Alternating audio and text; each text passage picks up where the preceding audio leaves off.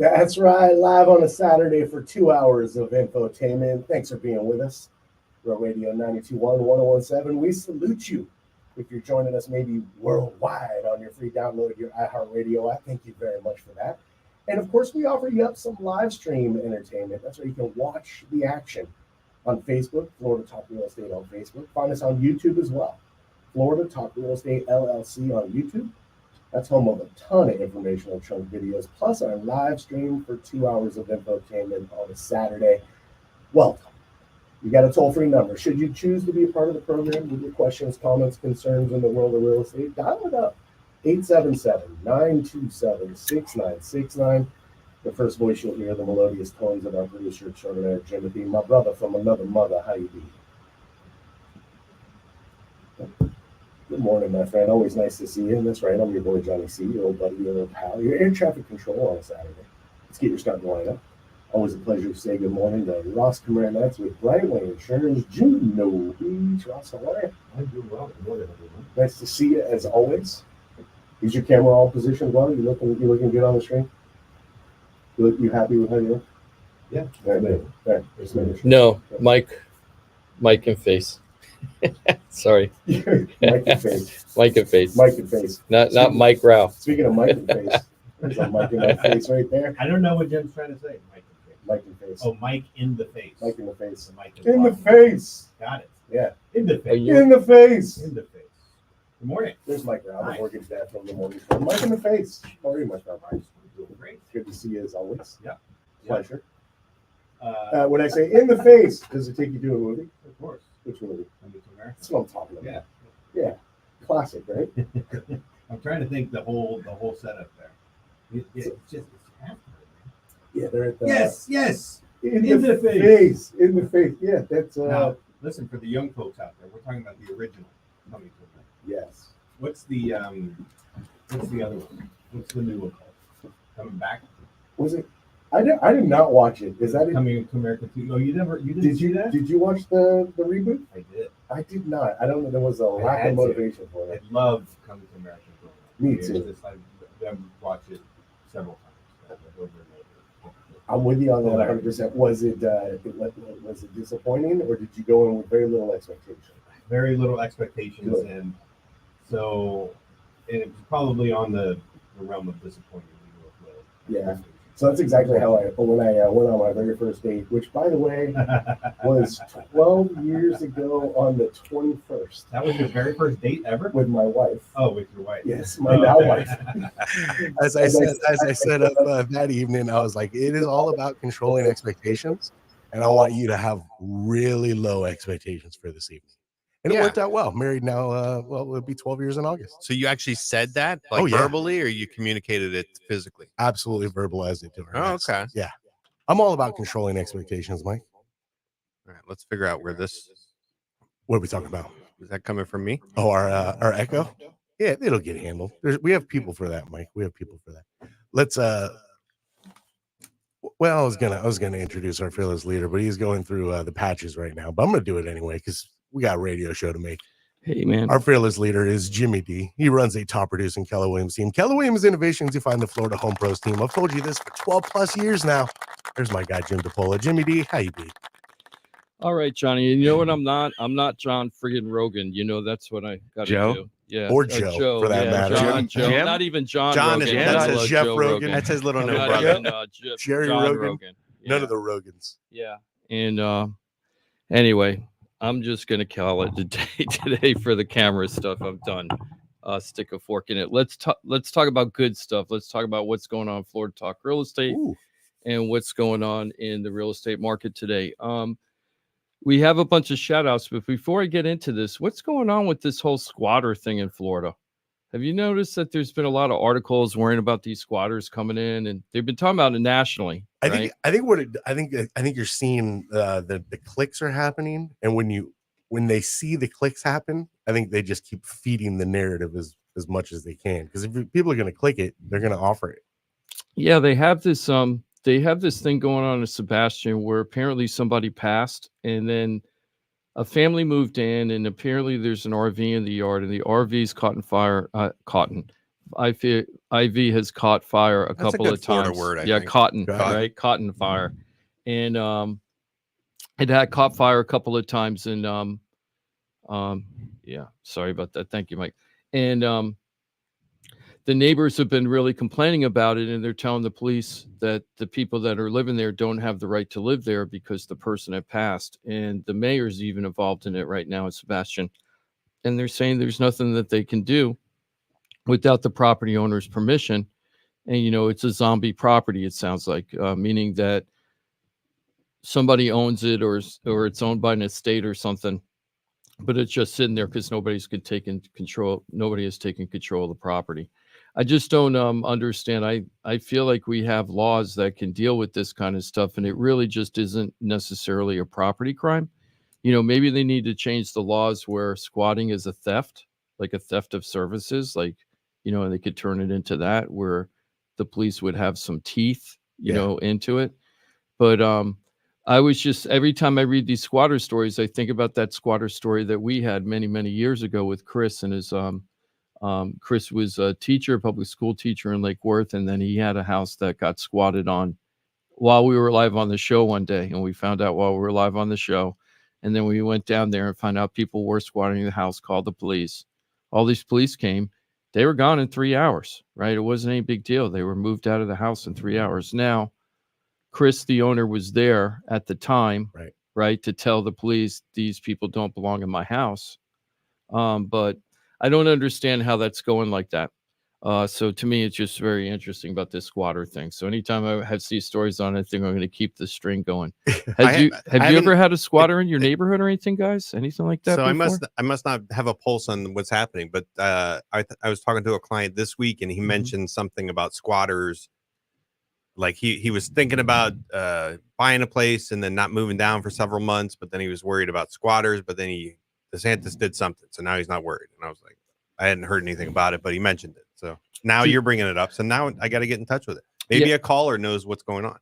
DeSantis did create some kind of more robust squatting law, right? I don't know exactly what was involved in it. Anti-squatting. We talked about it a couple weeks ago when it passed, and we were kind of like, I don't know, it feels like feel-good legislation, kind of like, hey, we're doing something where there's not much teeth in there. I kind of agree with that. But there just wasn't a ton of detail as to what exactly it gave law enforcement the ability to do. Well, and hopefully, I'm not anti-squatter law, no, right? Anti-squatter. You're not anti-squatter. So we'll see what happens with that. I just think that's very interesting. So we'll see. I wanted to do a couple of shout outs also. I wanted to give a shout out to Kathy. Kathy's going to be hiring us to sell her house, and then she's not sure if she wants to move. And the reason why I'm bringing this up, specifically some of these cases, these are probably real life examples of people listening to the radio right now that probably think, hey, I need to do that too, or hey, I was thinking about that.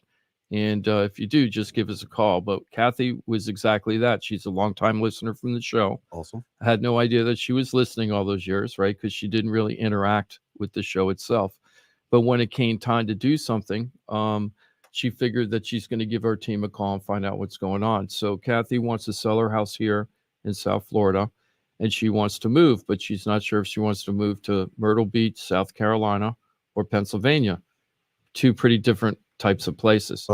So she didn't know how that was all going to look at. So met with Kathy. We sat down. We figured roughly what we think her house could sell for, so we could figure out how much money she would have left over. Based on that, she already knew about some pricing in both those areas. Then we got over to Mike Rauch from the mortgage firm, the mortgage guy. Hello. Mike was able to give Kathy a really great presentation as to if she decided she needed a loan, because she's hoping that she could do something without a loan, but what it would look like if she needed a loan and how much of a loan she could get and stuff. I'm going to ask you a couple questions on that, Mike, in a second. Mike is licensed in South Carolina, so that's why she went to Mike. Mike, in fact, yesterday, Mike, I talked to Beth and Greg, and they're thinking about going to Georgia, and they're like, I would really like to use Mike, but no, we can't. I go, nope, you can. Yes, you can. Because Mike is good for Florida, Georgia. Let me see if I can guess them right. Florida, Georgia, Virginia, Alabama, South Carolina, Tennessee. That's right. and Colorado That's or right. something. That's right. Did I get them all? You got them all. Wow. I'm very proud of myself That's right awesome. now. Wow. It's pretty good. You're Not stacking them. not Alabama though. No, I No? figured I'd throw some in. Yeah. I mean, I Mortgage would. I firms just in haven't had Alabama, right? haven't had a chance. Huh? The mortgage firm, firms yeah, in Alabama. yeah. Yeah, all right. Yeah. You're They said the you're way that goes is if I have an opportunity to do a loan, it usually makes sense to get licensed. Yeah, So- that's what, All those states I just have had, someone saying, "Hey, we're thinking about this," and there was enough lead time. Like if someone's saying, "I'm moving to North Carolina next week," then that's not enough gonna time happen, to yeah. get it done. So So Very so cool. Mike is available in multiple states. So then what we did for Kathy, it isn't just that we got her numbers, we can go the extra level with this team. So what we did is we found out exactly where in Myrtle that she wanted to live. We know that she's going out next month to go out there and take a trip. So I said, hey, look, let's get you set up with a top agent in that area that specializes in the type of place you're looking for. We'll get you set up on live MLS searches so you could start communicating with the agent. And by the time you're going up on the trip, you'll have a list of properties that you love that you're going to go see. Awesome. And with no pressure, the agent knows that you also might be looking at Pennsylvania, so they're still going to give you the great service. And if you move there, hopefully you'll work with them. Now, what I do is Nancy, my office manager at the office, will go through our list of roughly 160,000 Keller Williams agents in the country. And we have a map of where they all work and their productivity. And then we narrow down lower and lower in the map until we get to Myrtle Beach, and then even more granular into the neighborhoods of Myrtle Beach, and find the top agents. We found about 3 or 4 that were pretty good. One person just really wowed me though, Carol. So I gave, without vetting all the other ones yet, I gave Kathy Carol's name and said, you should talk to Carol right away. She's one of the people I know I'm going to recommend. I usually try to give 2 or 3 if it's possible. She talked to Carol. About a day later, I got an email back from Kathy saying, love Carol, don't even look anymore. She's my gal, right? Sweet. And they are all set up and getting ready to go to figure out what it's going to look like if she moves to Myrtle. If she doesn't move to Myrtle, no big deal. She's going to move to Pennsylvania. We have access to top agents in that area too. And it doesn't cost Kathy anything. Like I'm not charging her a fee to find the agent or anything like that. Just to disclose, I probably will make, in most cases, a referral fee from that through the agent that she works with, right? Or whoever I place them with, but not all the time. Sometimes the numbers aren't strong enough that a referral fee, they won't get the best agent because the referral fee might make the agent not want to do the deal.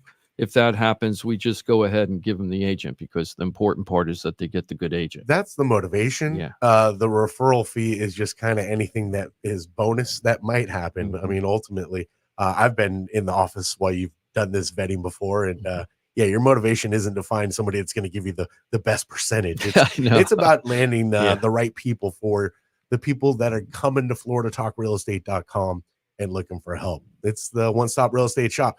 And yes, as you can hear, we can help you in lots of places around the country. It's FloridaTalkRealEstate.com.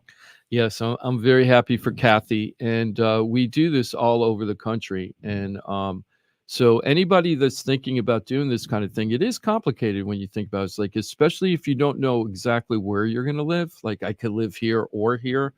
I've had people where they were actually looking at 4 different places. We had Mark and his girlfriend Elle just recently. They were looking at 4 different states. They ended up in Johnson City, Tennessee, right? They were going to go to Georgia, but they moved to Tennessee because I told them about the income tax, right? So no state income tax in Tennessee. I'm like, you could move 30 miles west of Georgia and not pay any income taxes, still have the Smoky Mountains. And I'll tell you, it probably feels a lot like where you were looking in Georgia. Exactly, It feels exactly. really similar. Yeah, I think Beth said the same thing, that they were leaning Tennessee because of income tax. I told her that. She told me Georgia. That's good. That's good that she's listening. So whatever works, whatever works best for you. But if you could move a little farther west and save the income tax, I think I would do it. It's a little motivating factor for sure. Yes. Also wanted to give a shout out to Jason. Jason is a long time customer. I think in 2013, it might have been 2012. So he was one of our first radio show listeners.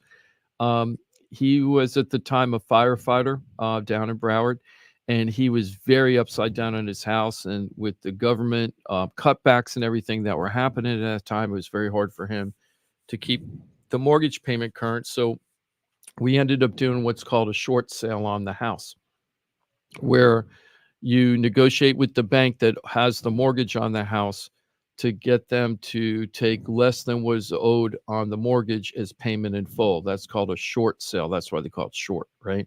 So while we were doing that deal, he was living very far west in Palm Beach County at the time. So we couldn't use our normal super boxes, which are connected to Wi-Fi, to let us know everybody that's coming in and out of the house. We had to use a regular lock those box. are the lock boxes on the door. Okay, gotcha. Yeah. So now we had to use a regular lockbox, which I don't like doing. And of course, we had to use it. And what do you think happened? Jason was able to catch people on the house cameras where they went into the house, looked around, then they backed their truck into the garage. And then the next thing you see the family just putting all of Jason's stuff into the back of the pickup truck, and then them taking off and leaving. Wow. So they It's stole like a moving service. Yeah, they stole Jason's stuff, right? It was a whole family of people, and they were pretty organized. They were very efficient in their move. Sure. So maybe they were pros. So we had to do actually a police sting where we were lucky enough where that family turned in an offer on the property. No, they did. I swear my hand to God. And the reason why all this happened is the agent lived in Boca. This was like 35, 40 miles away from him. He was a very old agent, very old. He was in his 80s. And he didn't feel like driving all the way out there. So he told the family, hey, the lot box is, 1, 2, 3, 4, or whatever the lot box number was. Why don't you go out there and take a look at it yourself? Which is why agents are required to be there when they're showing the properties. Go ahead, Mike. What are the chances it actually was 1, 2, 3, 4? No, actually, I don't use those lock boxes, but I'll use 2, 4, 6, 8. Oh, because remember high school, 2, 4, 6, 8. Yeah. Who do we appreciate? That's right. Jimmy D. But he didn't use 1, 2, 3, 4 on the lock box. So what happened was they made an offer. And the agent didn't know that they stole all the stuff because the agent wasn't there when it happened. It was all on camera. But the camera was very grainy. The film was very, very grainy. So even though we brought it to the sheriff's office property crime division said they couldn't really do anything with it. Enhance. They needed to have a better identification. So the police officer said, or the sheriff's deputy detective said, hey, do you think that you can get him back to the house? Now, they had just turned the offer in a couple hours earlier. And I'm like, yeah. How'd they know it was the same people that turned the offer in? Was it just like one single showing and then it happened to be? Well, thank you, Russ, because this is 10 years ago, so I have to remember. The grainy film, there was a little magnetic sign on the truck for a roofing company, and it was so grainy, and I had to go and do all this background search to find the roofing company. Then I found the roofing company. Then I found the name of the guy. Then we brought it to the sheriff's office, but they said that's not good enough. We can't make an arrest on a film. And then you showing us this thing. We need to have an identification, like direct. So we had the guy's name. So when the offer came in, Ross, the name of the person was on the offer. So that's what happened. So we got it off the side of the truck. That's how we knew it was the same people. Good question. I forgot about that. So then what happened is I called up the broker and I said, hey, my owner really would be interested in taking your offer, but he really loves this house and he wants to make sure that the right people move in. So he'd love to meet the family first before he decides if he's going to sell the house or not. So the broker's like, sure, let's make that happen. And that broker didn't show up to that meeting. It was the family and a different realtor from the office, and that poor realtor, they were railroaded because they had no idea what's happened. So I had the detective down the street, parked on the side of the street, several houses away. The deal was when they walked into the house and Jason recognized the people from the video, then he was going to give me like a little nod, and then I was going to walk out and tell act like I had a phone call. And then tell the detective we've identified them. Yeah, code word exactly. applesauce. Yeah. This is all true. This is exactly what we did, and we did it, and we caught them and identified them. They admitted they stole everything. We got it all back. Right, we got all this stuff back. Now I understand Jason. He'll probably be on the show later. Not today, but Jason said that some of the stuff he got back was like broken and things, because there was musical equipment and clothes. There was even children clothes and toys they took. They took like $5,000 worth of stuff. The bravado to Then steal come it back and wanna all, buy it. put an offer in and be like, yeah, I'll go hang out with the guy that I just stole all his stuff. Yeah, this seems like a great plan. That poor realtor that was there that day when the police were there, they had no idea what's going on, and they were just the realtor being asked to do a favor for the broker. So it was pretty bad. Nobody got arrested. It was a notice to appear. They gave all the stuff back, and I don't know what happened after that. But anyway, so Jason, that was 10 years ago. So cut to 10, 12 years ago. So cut till today. Wait, hold on. Did they close? No, they did not close. No, we did not close with that. No, I almost paused. I almost thought we did You're for like, a did second. we? I was like, did we close on that one? No, we did not. We closed on Jason, but not with that family. So then now we cut to 10 to 12 years later, and Jason's now needs to buy a home for his mother. So Jason's, being a former firefighter, is very methodical. So we got him over to Mike for financing, and they're going to go to Ross. I know they reached out to Ross yesterday to get the insurance quotes. So we went out to go find Jason's mom a property. Very happy. We got him under contract yesterday. So congratulations. Awesome. It was about 2.5 weeks of work to find the property. And let me tell you, Jason was very lucky. He had tons of choices, tons. He didn't have to the inventory was not an issue for Jason's situation. Beautiful. And just to let you know, that was 4-bedroom, minimum 2-bath, two bedrooms, 2-bath, no more than 400,000, single family home, not HOA, not 55 and over, but an HOA is okay if there was a small HOA fee.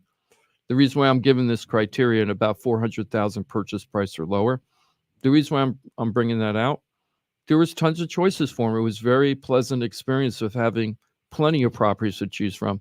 It was so nice being able to narrow down a search. Yeah. Before, we used to have 300-400 properties to choose from. You could really granularly map it out. You haven't perfectly. seen that in a while. No. Yeah. And it was really Yeah. nice that he had those kind of choices. Is that Palm Beach County? St. Lucie. I was going to say, it sounds like a St. Lucie Lucie. County Yeah, offering. it was. Yeah, and they actually ended up a lot closer to 300 than 400. Mhm. So Beautiful. yeah. They were almost 100,000 below what they thought they were going to pay. That's fantastic. Yeah, so congratulations to Jason, and he's been very happy so far. And congratulations to Marcy, his His mom. mom, yeah. Let me tell you, she's 82 years old, and she is sharp as a tack. And she's a former realtor, a retired realtor. Even though that she did it decades She ago. should run for president. Oh my gosh, she knew everything. She's been so on top of her game on everything with that. Missing a 0 in a contract, she picked it up. I'm like, God bless her. She's just awesome. Yeah, So- that's awesome. so- Congratulations. Yeah. So also want to say congratulations. Wait, everything is such a blur this week. Oh my gosh, I can't even remember who else. We put 2 houses under contract this week. I wish I could remember which ones they were. It was that crazy. It was that crazy this week. Oh, Anne-Marie. So Anne-Marie was selling a house of 55 and over in Lake Worth. We had her under contract pretty quickly. That's the deal where the buyers for her property were selling their house. And then on their house sale, their buyer had a some husband, a unfortunate- wife, and yeah. then the wife passed. The husband decided they were going to go forward with the deal, and then 10 days later, that person died. So the whole deal died last week, literally last week. We put it on the market Saturday, a week ago today. 3 hours after we got off the show, somebody called up, said, this is the perfect house for my buyer. We negotiated 3 or 4 days. We got them under contract yesterday. Nice. We got a little bit more than what we were selling the house for with the original buyer. So that helped out. And so the carry cost didn't really affect her, even though that she's going to carry the house longer. Excellent. She got a little tiny bit more just to make up the difference. So congratulations to Ann for getting her house under contract, not once, but twice 2 in times. this market. And we did it very quickly both times. So she's super, super happy. And her son Justin is a financial planner up there in New Hampshire. That's where they live. Live free or die. And very impressed with us. And he said that he'll be referring tons of people that want to move to Florida. He's going to be telling them to come to us specifically, their whole team. He's just been, everybody's just been very happy with us. So thank you so much for trusting us. Yes, FloridaTalkRealEstate.com. And then we had another house. Oh, then we had another house go under contract. I forgot. That house went under contract in 12 hours. I think we talked about it last Saturday at Juno Beach townhome. It's condo, 2-bedroom, 2-bath. We had it under contract in 2 hours, and we got $1,000 above list price. So I feel like that's pretty good. And we did pretty good in the neighborhood because we're at the upper limits of the neighborhood. I think anytime you get above list price, you should be feeling pretty good, huh? I was very 2 hours. But well, that part too. 12 Yeah, hours. that So part 12. too. 12. Oh, 12? Yeah, I'm I'm slacking, Jimmy. I'm Misheard slacking you. again. I'm slacking 12 hours. And you said condo. I mean, you anticipate more like 12 months, you know? Yeah, exactly. Yeah, Because it is really. a slow market. But here's the thing. I actually was almost bummed out it sold that fast because we had this basketball player. I thought that would be the perfect, an NBA basketball player that I thought be perfect for them. And the reason why is that unit, you're, as soon as you buy it, you're allowed to rent it out up to 3 times a year, but you have to have a minimum 3-month lease. That would have been perfect for the NBA person because they could have bebopped in and out as they wanted. Mm-hmm. But sold too fast. Sorry, you lose out. You know what I That's mean? it. So it happened. So congratulations on that. So everybody, thank you so much. Also, I wanted to do a shout out to Pete. Remember Pete Walsh from Walsh course. Painting and Contracting? Great. If you ever have any work, Pete just did something for one of our radio show people and a former colleague at the Sun Sentinel, Ken. Ken needed just some minor work done to his house. Pete went out there as a favor, did it for me. Ken was so happy. And Pete's so great. I mean, he's phenomenal. just such a great guy.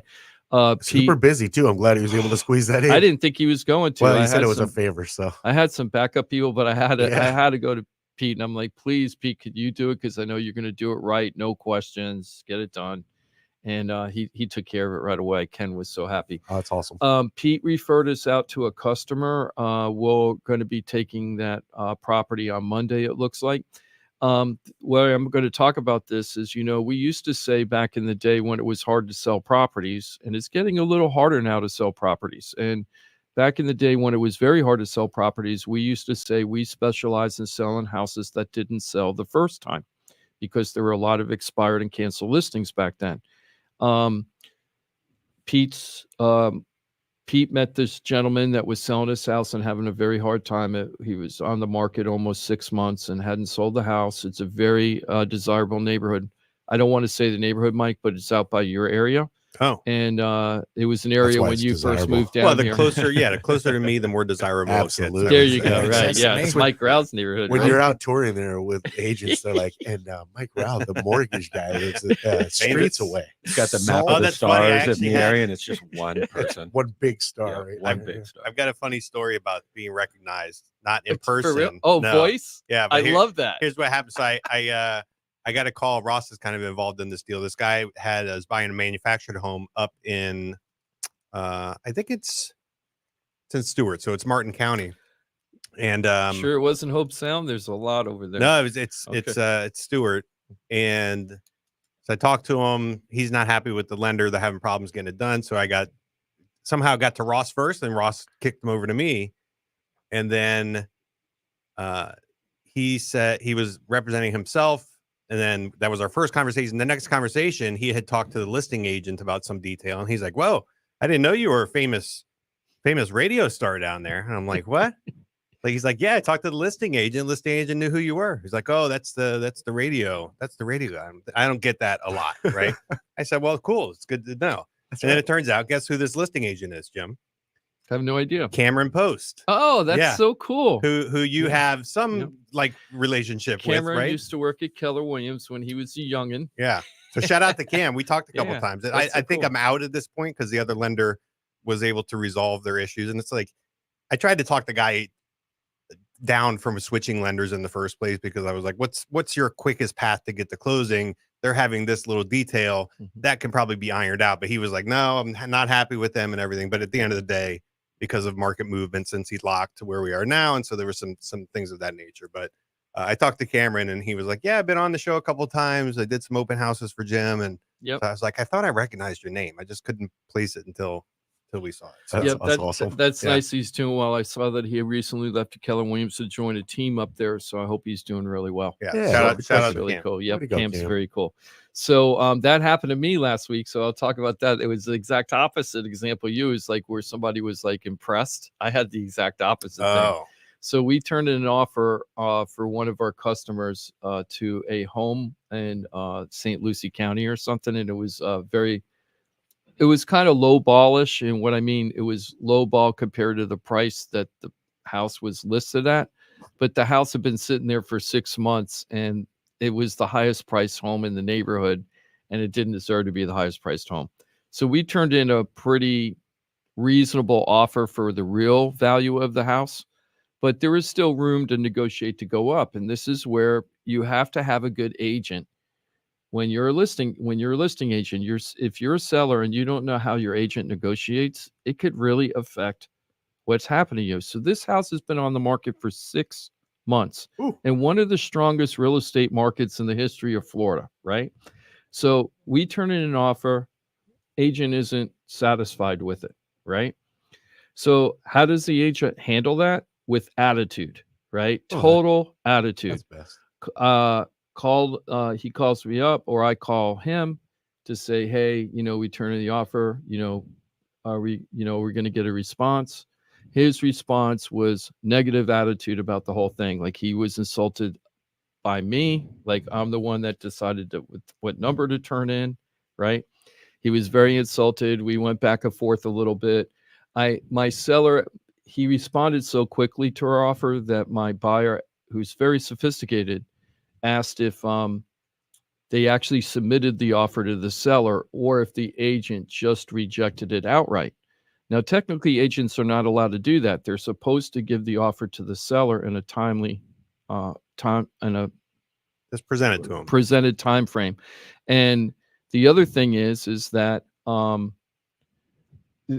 they're supposed to do it unless the seller tells them not to. There are times where the seller says, hey, if you don't get me this number, I don't even want to hear it. If it's a penny less, don't even tell me. Just get me the number and then come back to me.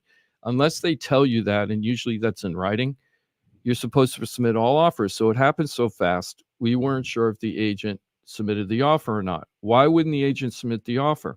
Well, what people don't understand is sometimes agents won't submit the offer, right? Now, they're not supposed to do this because don't want to get the seller upset with the offer that's being presented. They just don't want to be the messenger with bad news.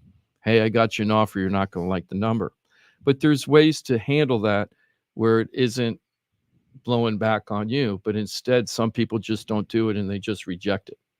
So I asked the guy, my buyer is asking me, did you present the offer to the seller before you gave us the response? And he gave me a really sarcastic response and I didn't know the answer to it. And I said, well, you haven't told me yes or no. So then he tells me yes. And then he said something like, well, this is what he said. I said, well, you didn't tell me yes or no. I don't understand why you're giving me attitude. I'm just asking because my buyer is asking me to ask you, and I have an obligation to get the answer. And he goes, well, what do you think, Mr. Big Radio Show guy? Oh, nice. And nice. I was like, what? And he goes, yeah, Mr. Big Radio Show guy, I can't believe you would even turn an offer in like this. And then he just started going off of me. And I started laughing. I couldn't help it. I'm gonna make you famous on Saturday. That's what I would have said. It would have been my exact words. Hey, you don't even know, man. I'm gonna make you famous. Now, the thing is, this isn't just to give my pound of flesh, even though I'm getting a little pound of flesh here. And I'm not going to mention the person's name or the brokerage. You're I not? just don't know. I Well, don't know it. Point? Of course I know will. it. Yeah, I would will never too. Write it down. No, I would never do that. I would never use like the power of the radio to like take advantage of people. I know I'm ethical. But here's the thing that there is a teachable moment here. My buyer, now we went under contract with something else, so this is over, so I could talk about it. My buyer was very interested in that house, not at the price that the sellers wanted that had been on the market for 6 months. Yeah, they were very poorly positioned. They were weak as a seller, and that agent's in a rough spot. And all they had to do is go back to the seller, like I do all the time, and say, hey, Johnny, look, I know this offer is really low, But we got an offer. but we got an offer. Let's So work 'em. let's work it and Let's work find 'em. out if we can bridge this gap or not. That's I know right. it's a big bridge, but let's see where the numbers end. Don't just decide to shut down emotionally. Let's turn. And then Let's if counter. they tell me no, Yeah. then I say, look, Johnny, let me ask you a question. If you were turning an offer on a house right now or a car, anything else, would you give the real number that you're willing to pay the first time? Most probably not. Yeah, You're no, gonna I'd wanna probably negotiate. offer my max the first time. Oh, would you? Yeah. Or over max, Yeah. right? Well, Probably do I mean, over. whatever I could get my hands on. Yeah, that's be my first offer. Like the most I could offer would be my Exactly. first offer. So Best that's and final. so I That's said- sarcasm if you're not going to pick Yeah. it up. So the whole thing is what you got to do at that point is you just start negotiating in good faith and say, like what I would have done if I were that guy and I got a number that was too low, and it happens to me sometimes too. You know what I say? I go, hey, Ross, thank you so much for the offer you turned in today. I really appreciate it. But my buyer has a question, and I'm saying this with a smile on my face, because usually I'm on the phone, I'm saying this with a smile on my face. But what they want to know, exactly what part of the house are you trying to buy for this price? Nice. Nice. Now, if you said that, that's what happens when you say that. Everybody laughs, even if they're negotiating, right? They burst out laughing, right? Now I've created a little bit of, hey, this isn't the end of the world. We're just throwing numbers back and forth. Let's talk, right?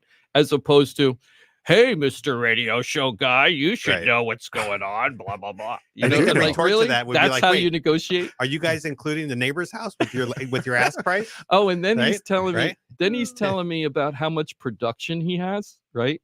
And, you can find that out on the MLS, Yeah, right? easily verified. He's not. I mean, he's in a little bit of production. He's the average agent in Florida does about 8 deals a year, All right, right? yeah, A little good. bit, Nice. about one every He's got one property rotting for one 6 every months. month and a half. Yeah, every month and a half. So, and that's the average agent right now, and that nothing wrong with that.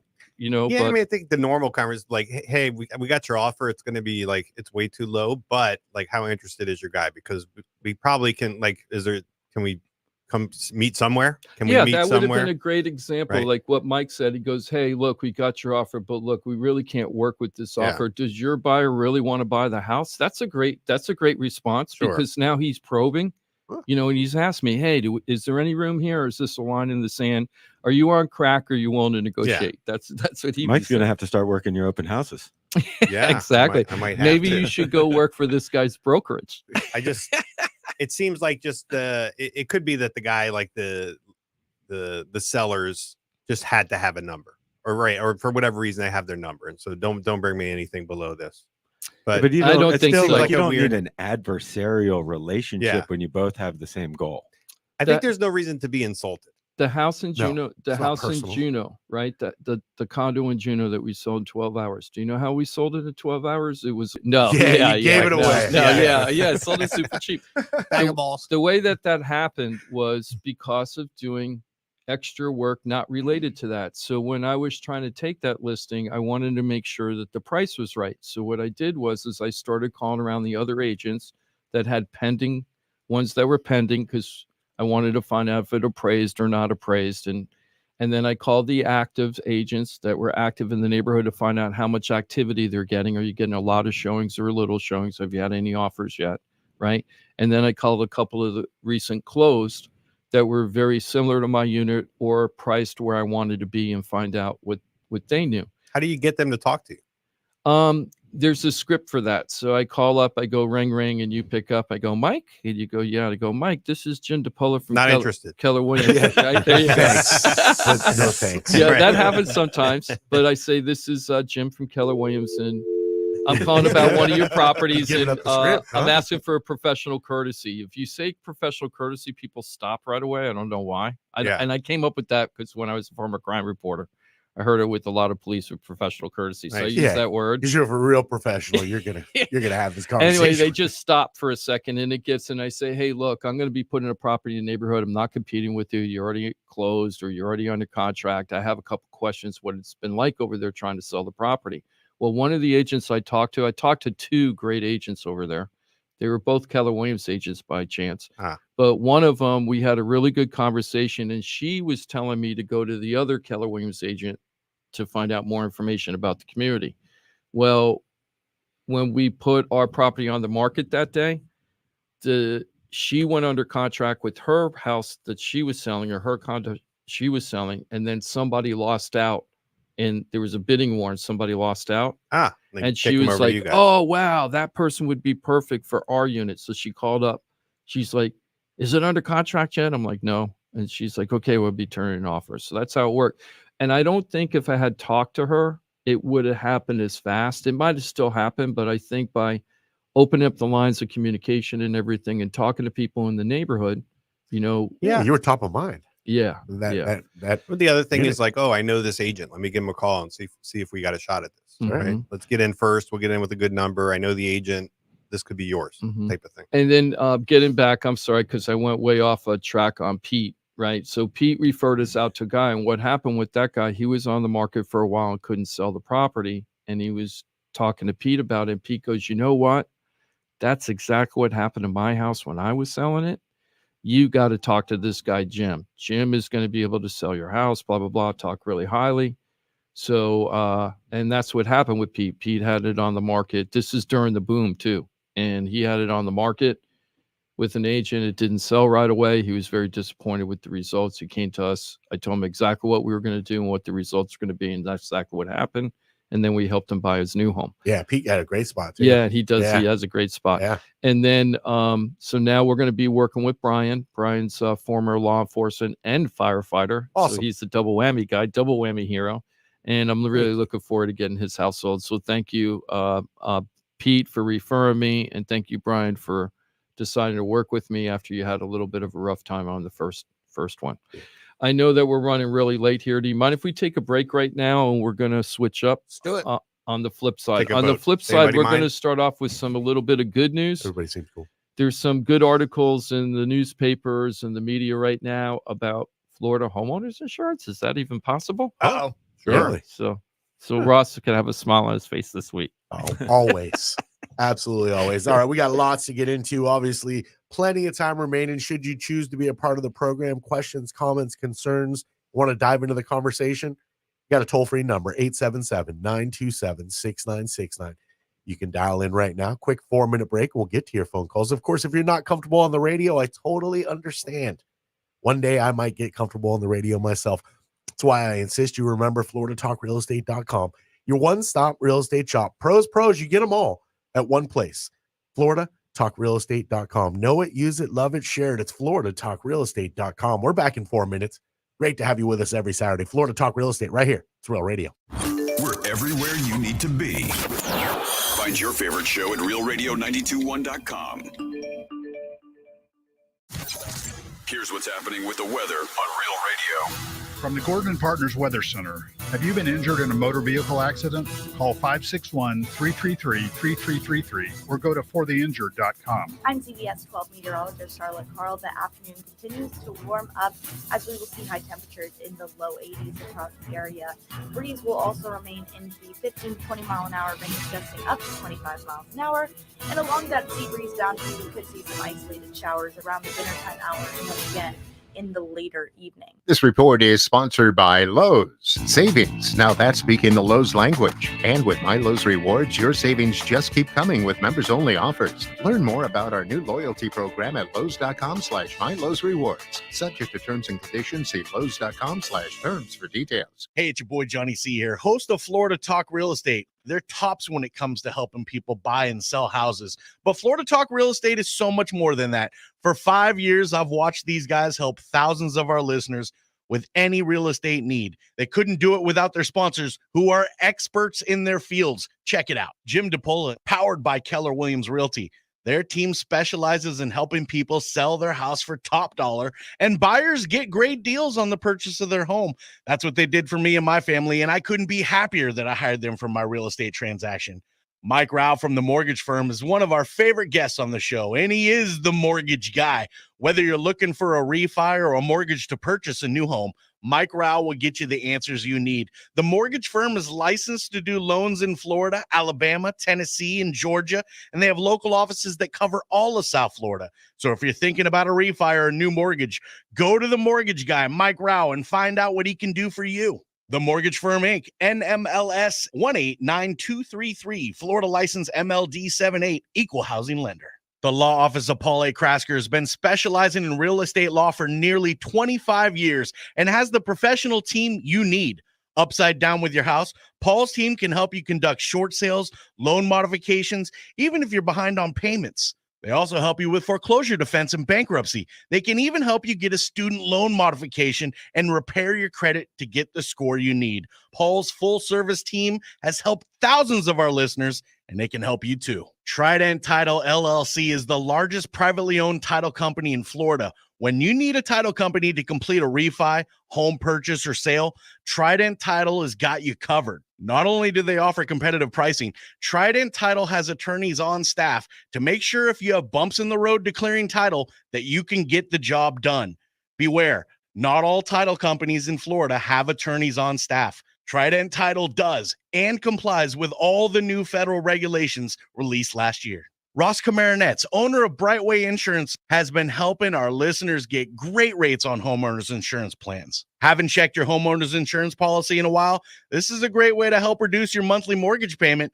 Ross can also help with renters and auto insurance. Ross is only a phone call away and can usually get the answers you need same day. Call Ross today at 561-425-6228 or drop by his office at 873 Donald Ross Road in Juno Beach. So now you know why I'm happy to be part of the Florida Talk Real Estate Show, the longest running real estate show in Florida. And all these sponsors are just a phone call or a click away. Just call 888-973-7828. That's 888-973-7828. Or go to floridatalkrealestate.com. That's floridatalkrealestate.com. And don't forget to use the most accurate search engine to find your new home or ask for a free home valuation because floridatalkrealestate.com has you covered. That's floridatalkrealestate.com. This is Real Radio 92.1 and 101.7. Real talk for the Palm Beaches and the Treasure Coast.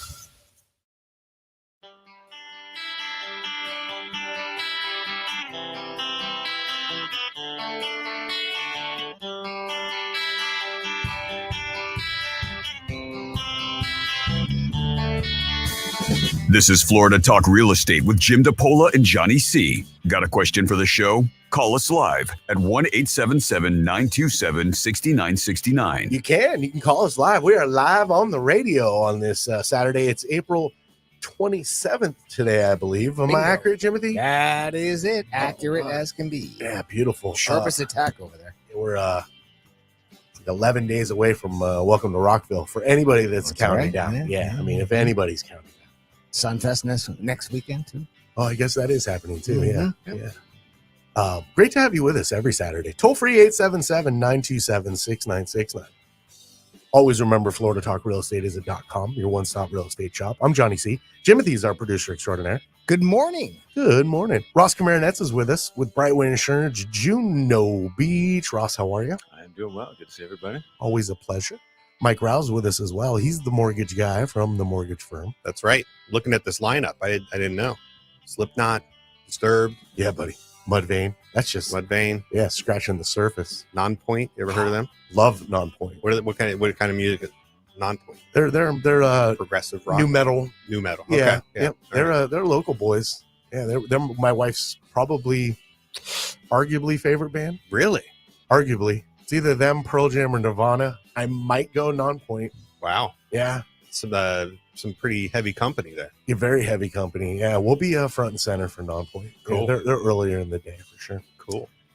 We got Jimmy D with us always. I've told you for 12 plus years, he's our fearless leader. He runs a top producing Keller Williams team. Keller Williams Innovations, you find the Florida Home Pros team, and my guy Jimmy D, Jim DePola. How you be? Hey, I'm doing great, guys. Just want to do a little shout out. I know we just got over Another shout outs. shout out. Just the people that have been coming in. Mom, thanks for coming in.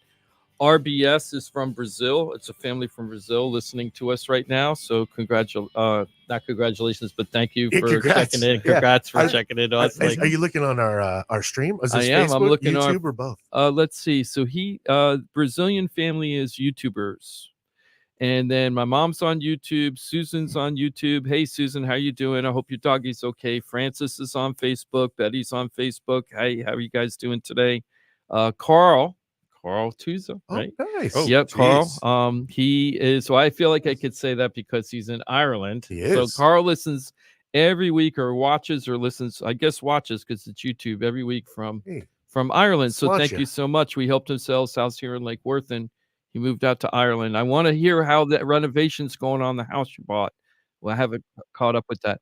Nate, thanks for checking in.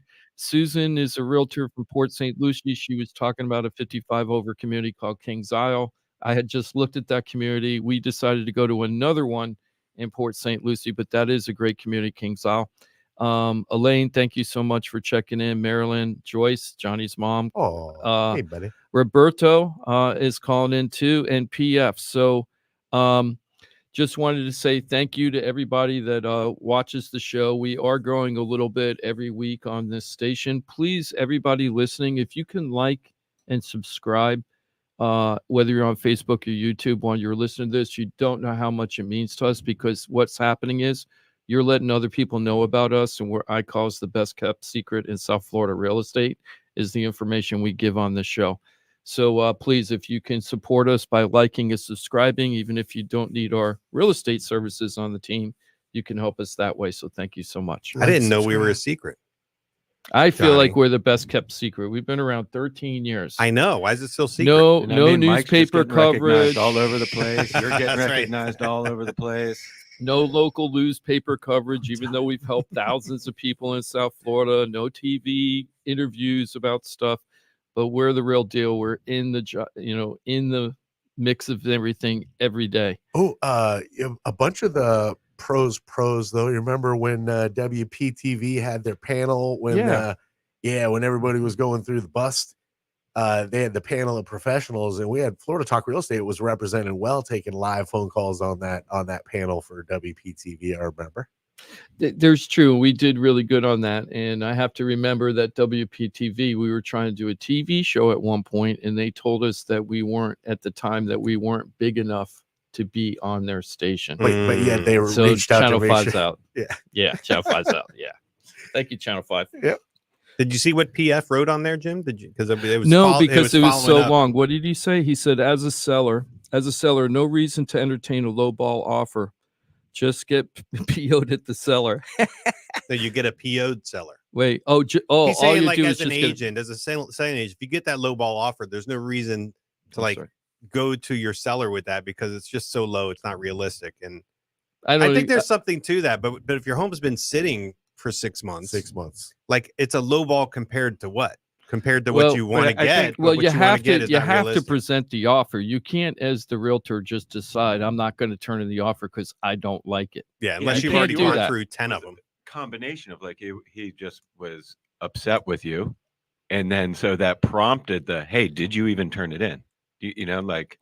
Right. I think his response prompted it was your second and issue. it was so fast. Like, as soon as we turned in, the response came back so fast. We didn't know if there was any time to do it. And the way you handle it isn't that hard, right? If you have bad news to somebody, the best way to do is just rip off the Band-Aid and tell them. But what you do is you say, hey, Ross, look, I know that you don't want to accept this offer, but I have an obligation to show you. And then you tell them the offer and say, you have a choice. You could just outright reject it because it's so low, right? Just say, I'm not even, but, and tell them, I'd like to work with you, but I can't even make a counter on this offer because it's so low. So why don't you come back and sharpen your pencil and come back with something else? If not, the answer is flat no. Yeah, or you just counter with the list price. Yeah, and if you Right? well, that's what you're doing basically. Yeah. You're saying I'm not countering is the list price, but that's the way. But you explain it to the seller. Look, I'm on your side. I understand where you're coming from. Unless it's a good offer, and you're overpriced, right? That's the thing. Yeah. And I had 877-927-6969. Want to take a phone call? Yes, please. Who we got there, Jimothy? We got Rick on the line. He took advantage of the Florida Home Safe program, and he wanted to thank the show. Rick, welcome to Florida Talk Real Estate. Hey, good morning, Rick. Hey, thanks a lot. Yeah, I wanted to thank you guys because last year in May I applied after hearing about it on your show. I just got approved a year later, but I did get approved this month. I've got financing. I've got the windows ordered. The permit's on the way. So I should have this all done by June. So that's the home hardening program, Rick? The Florida Home Safe, where you get a rebate up to $10,000. That's awesome. And are you going to, Rick, because I know who you are, and thank you for calling. Are you going to do the windows, or do you have to hire the contractor to do the windows? I was wondering, because you could do it. Yeah, it's a good question because I applied for as a contractor to do it. I don't think they would have let me do my own house, so I kind of put the application in and let it go. I didn't hear a word from them back. So I do have a little issue. I want to do my doors. The window guys telling me I want to get the Brightway insurance to get my insurance down now after this is done. This window guy said you can't have a swing-in door in South Florida. I'm disagreeing with him. Oh, I'd love this question, because when I came down here from Oregon and New York, right, the doors opened different because they opened out, right? When I was in Florida, they always open out instead of in. I noticed that. And we were always told that was a hurricane, hurricane code that they had to open out. Ross, do you know anything about that? I don't. Wow. Okay. So it might be a old wives' tale. So in order to qualify for the opening protection discount, at least at the bare minimum, which most carriers give you outside of Monroe and Dade and Broward County, is you just have to have all of the glass in the home. So windows, sliders, skylights, decorative glass in your front door, decorative glass in your garage door. All of that needs to be either impact rated itself or protected by an impact rated device. The doors themselves don't need to be hurricane rated, the solid doors, to get the minimum to qualify. Like I said, there are some issues where, yes, you need to have hurricane everything, but for the most part, Palm Beach County and north, you're good. And you never heard about door opening in or swinging in or out making a difference? I have not. That's really interesting. So, Rick, you could do whatever you want. Oh, go ahead. Our old house on the Rosso had it went in. Yeah, went inside. Yeah. Now that I'm thinking about it, I thought our house in Black Diamond went in, but I'm not sure. I can't remember the front doors over there. They were double doors. I can't remember if they went in or out. I want to say they went in. But Rick's an expert, right? You've been installing doors for how many years, Rick? Yeah, it's 30, 20. Oh, yeah, but here's the only issue and I argue with them all the time. I got a product approvals and a permit to swing that door in, and it's impact, HVAC, Miami-Dade, and these insurance guys say, no, you can't have a swing out door. And I don't know where they're getting that information from. My doors swing in, and I have a big problem with my back door swinging out. I've never seen the direction of a door swing indicated on any reports or anything. Yeah, that's so weird. You got to go to Ross. That's the thing. You go to Ross. You don't have to worry about it. I did. I've never seen that question asked on an application or. I'm going to ask a wind mitigation guy, and I did call the office yesterday to try and get some information. If I can get a partial of wind insurance off my lower insurance. If I did, I'm doing 14, 16 windows. And I got 2 entry doors. The garage isn't attached. It's in a separate building. I'm not doing that one. So I'm hoping that doesn't affect anything. It's in my guest house. I'm not doing anything to that house. So, but I really got a stumbling block with these 2 doors, and I will do them myself. But I got to get an answer on this one. I'm doing all this work. I'd like to get the cheaper insurance. Yeah. But I got to find the answer before I do it. And I know I can get a swing-in door with product approvals to say it's approved by the building department. Wind mitigation, I'm hoping some of them just don't have that some kind of a law or rule in the company only. I don't know. I don't know the answer. I mean, it's not. I've never seen it on a wind mitigation report. Yeah, I've seen a ton of wind mits, and I've never ever seen them indicate the direction of the door swing. So I don't think it's going to have any So I impact wonder on your if it's insurance a credits at all. code issue, a building code issue. Local.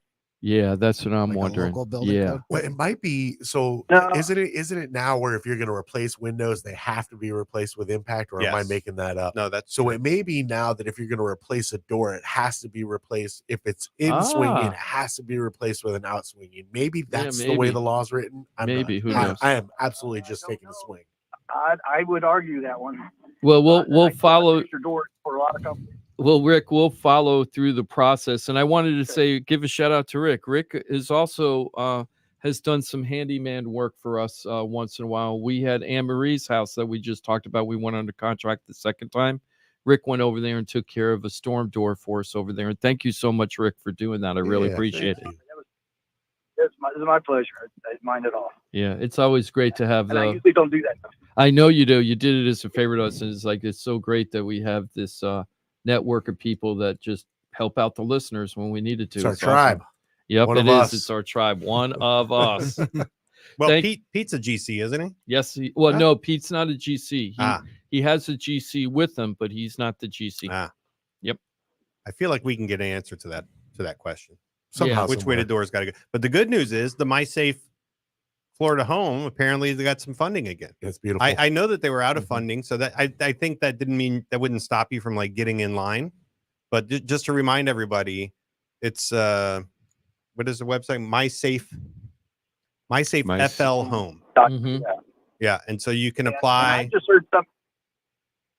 I heard something yesterday, and from a customer that's also a MySafe Home applicant. He got it approved. He showed me on his phone that condos can now get it. Before they couldn't get it, and he showed me a little thing on from the website that condos can get this now, and I think they couldn't get it before. So and I didn't think they were taking new applications. I thought I stopped new applications. Yeah, and I think it has to do with funding availability, Rick. So maybe they got funding. I know they're probably on the same fiscal schedule that like Hometown Heroes is. So starting in July, they'll have funding again. That's what I read, Mike. I just read about that. Yeah, so that's good. So if you're in line, they might be like, okay, hey, we got you approved. Soon as funding's available, do your project. Just a real quick tip on that. I know we're going off base here because I want to get to some of the Ross's information about insurance. But Mike, it's very important for people to know. Now, I know Rick doesn't have to worry about this because I know he's going to be staying there for a long time. But if you're getting into that program and you're thinking of using that to help sell your house, like new roof or impact windows or something, you got to pay that loan off. You can't push that loan off to the new buyer. You've got to pay it off at closing, correct? I don't know the answer to that. You're thinking of like the PACE program, so the property assessed clean energy programs, which are paid back through the property appraiser. Those ones definitely can't survive a financed sale, meaning like you're selling and the purchaser is buying with financing. Those liens have to be paid off at closing or prior to. I don't know if this one is the same thing, whether this $10,000 up to $10,000 is a similar style grant that basically stays attached to the home. So 0 interest, 0 repayment, unless certain conditions, kind of like the down payment assistance, same thing. So I don't know with this specific program, whether that's a lien that stays attached to the home. I thought I had read that it had to be paid off when you sell the house is what I thought. Okay. I guess that's possible. So just keep that in mind, people. If you're doing it, you might not be able to pass on the payment plan on to the buyer if you use this program. So just check that out before you do, because we've had several people with the PACE program that wanted to sell. And then we went over to Mike, and then Mike had to give him bad news. It's like, hey, you got to pay this loan off. You can't just pass it on to the new buyer. Also, one thing in that like kind of same subject, people who have solar panels and they have these long-term solar leases for either for the equipment or for the, they finance the installation and management of the solar. That's another thing that may or may not be transferable to new homeowners. So one of those things you have to be careful about when you're making the initial agreement, if you plan on selling. It's good to know even if you don't plan on selling, because who knows right? Who knows what life is going to throw at you? Sure, absolutely. But something to think about. I'm going to research that. It's mysafeflhome.com, mysafeflhome.com. And according to the website right now, they are not accepting any new applications until they possibly get new funding on July 1st, according to the there we go. page they're going to get funding. And July. the scuttlebutt is maybe even more funding. Yes, I was going to say they're going to get funding. So if you're thinking, oh, well, maybe they won't, so I'm not applying now, you should get all your applications together now and start filling it out now so that you could be one of the first in line when it comes, if you want to get that program. Rick, we appreciate you being there. Anything else on your mind, my friend? Nope. Thanks a lot. I appreciate it. Just want to say thank you. Yeah, thank you, Rick. Thank Have a you, great buddy. Saturday. 877-927-6969 if you'd like to be a part of the program. Toll-free number for you. If you're not comfortable on the radio, always remember Florida Talk Real Estate is .com. Your one-stop real estate shop, FloridaTalkRealEstate.com. So we got some good news on the insurance front, and we always try to tell you all news, not just bad news or good news. We try to give you everything. So when it's going bad, we let you know. When it's going good, we let you know. One of the little bright spots in our gloomy insurance industry in South Florida is that we're seeing some of the results of the changes making it harder for homeowners to sue the insurance companies, and it seems to make a big difference. Last quarter, Ross, the guy who's head of the insurance Department of Insurance for Florida, Petronas, he was saying that lawsuits were down more than 20% last quarter over the quarter before. So we're going down pretty fast right now, which is pretty, to me, is good news in the long run. And they're also saying that they're seeing that the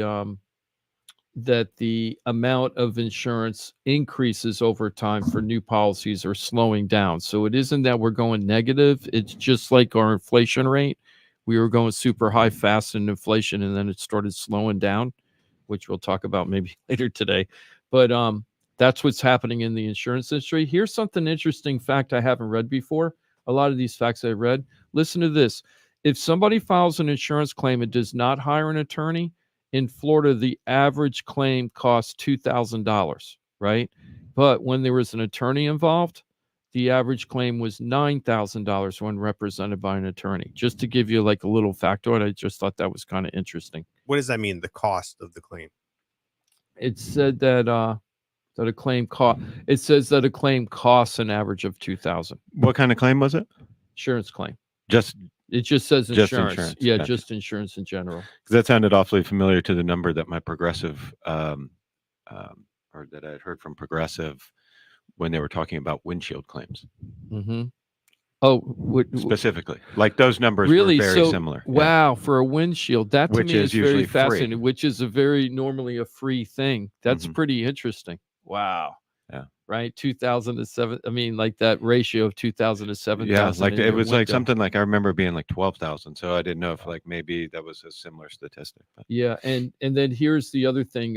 Talking about that rate increases slowing down. Not that we're seeing a reduction in prices, just the increases are slowing. Last year in March, the average policy was increasing by 7.7%.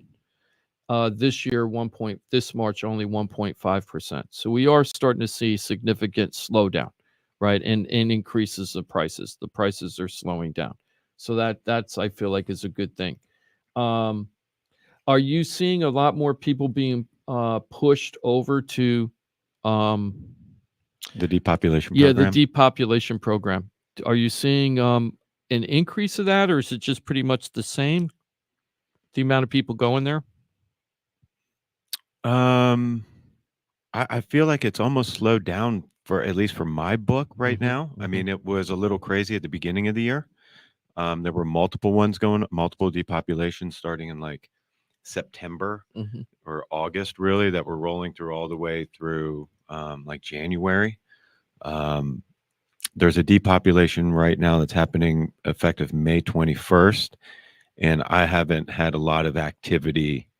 People calling and asking and, hey, what, I just haven't had a lot of activity on this go around. So it's that terminology sounds so big brotherish to me, like 1984, the depopulation program. You know what I mean? It sounds so 1984 to me. It's like crazy. The other thing I was wondering is I wanted to talk to you about cement and barrel tile roof kind of thing, Ross. So there's a community that we were looking in with one of my customers, and everybody had the barrel tile roof. So most of the houses were between 1998 and 2001. Well, 1998 and 2003. If it's less than $700,000 in dwelling coverage, we're going right to Citizens. Right? Yeah, it's going to be Citizens no matter what. But my question is, if you have a 20-year-old roof and it's cement or barrel tile, how do insurance companies kind of look at that, like as far as for useful life? So we're talking about Citizens? Yeah, because that's the only thing we can get. What does the 4-point say? Let's say that it's got 5 to 7 years useful life. Then it doesn't matter, right? You're going to say it doesn't matter. Citizens is going to go, okay, looks like it's got 5 to 7 years of useful life. Yeah. Unless, when they actually look at the pictures, it clearly doesn't look like it has 5 to 7 years of useful life. But if the pictures match up with, it looks pretty good, then that's the way they're going to look at it. That happened to us one time last year, Ross's first time ever happened to us. We were doing a deal in Wellington, and it was like an $800,000 property that had a big roof. It was barrel tile. We had the useful life report, came out okay. In fact, we had Pete come over there and tighten up all the tiles and everything, right? And then we looked like everything was, we were doing the insurance policy with you, and then everything was okay. But when the insurance company saw the pictures of the field of the roof, they saw that there were, in their mind, they felt there were too many patches, even though that the useful life showed it was okay for useful life. They felt that the roof had been patched too many times, and the way they could tell was the different colors of the roofing tile. I bet I know. So they rejected it. They rejected it, and then we couldn't get the policy, and we had to negotiate the roof. That's the frustrating part, though. You'll get a roof, and they'll come out and do their inspection, and then go, "Hey, you need to fix these cracked tiles." You fix the cracked tiles. Now they go, "We don't accept patch roofs." Yeah. Nice. So fix your tiles with a brand new roof. Yeah. There we That's what go. they're telling you. Yeah. All right. I So guess you I'll just figure have out to- how to get a new roof. Yes, if you that's just what have you're to telling be me. careful. Yeah. What did you just put on here, Mike? You just wrote an opus on the thing. What did you write? It looks like that was me, but that's actually Mike Couch. Wow, that is it. Yeah. That's so wild. What did he write? He wrote that it's outswing doors. Building code requires outswing doors since 1992. He wrote. See, I don't get it. Then why am I seeing in swing? Now I'm going to be walking into doors all the time, wonder if it's in swing or out swing. That's the way I think. I'm going to be walking in and thinking because You said why you've do seen you them allow in the wild? Yeah, you see in swing doors. I can't remember the last one. I just because I'm so used to grabbing and pulling. My house in Port St. Me Lucie too. swing in. Yeah. Yeah. So It's probably swung in? it was an in swinger. It swinged in. Swinged in. It's probably Do you have its number? If it was installed prior to and you're just not replacing it, you're gonna have your in I say swinging door. 92 after Andrew. they changed. 92. That's interesting. New construction. Thank you, Mike. too, Appreciate is it. what he said. Now I Thank wonder you. if he pronounces his name Cow. Yeah, exactly. Mike Cow. Mike Cow. And then I wanted to say thank you, Mike, not the mortgage guy. Yeah. Not the mortgage guy. So I knew we could get an answer to that. Look Yeah, at this I knew it audience would coming happen. through. Anybody else have an opinion on that? I'd love to hear it. But Rick said he still installs in swinging doors. Yeah. So I don't get it. Rick might not be pulling permits. I guess. I don't know. Who knows? Who knows? La la la la. I don't know what you're talking about.